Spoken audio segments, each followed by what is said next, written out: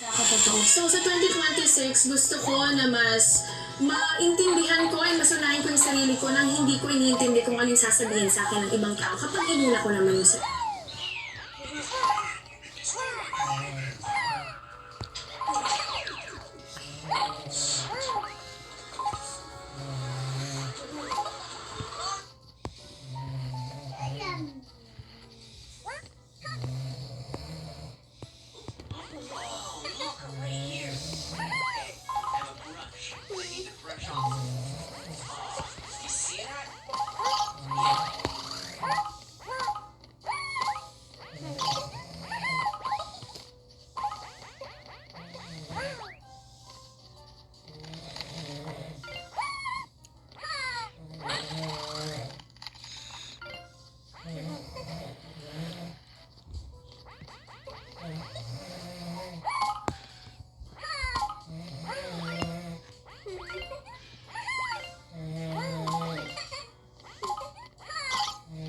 So yun lang. Alam ko naman sa sarili ko na kaya kong pagsabayin, na kaya kong maabot yung pangarap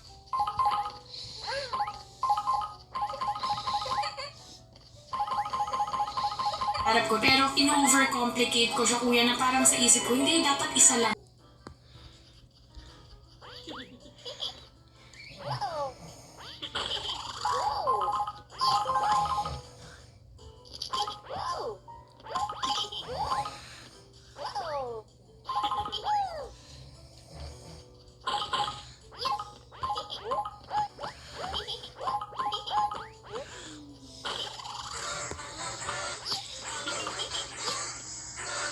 Too hard on myself.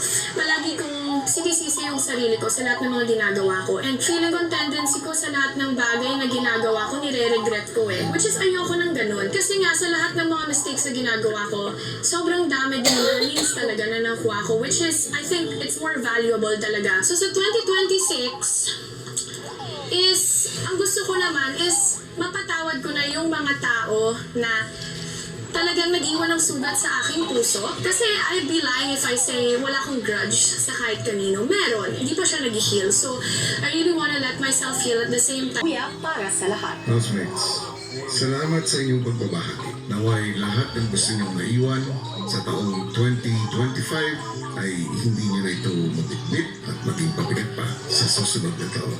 At hiling ko rin na ang tanging mabibitbit ninyo sa paparating na bagong taon ay ang mga magagandang bagay.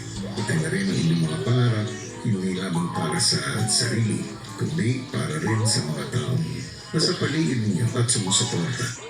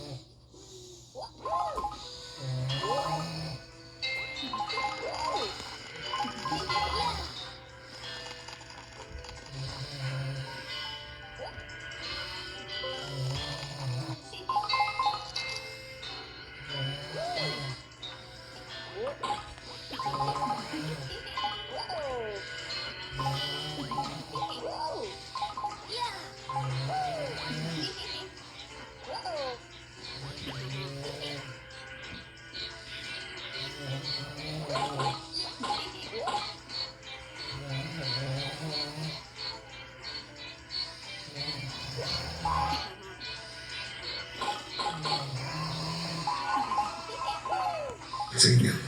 Salamat sa pagbubukas, housemates.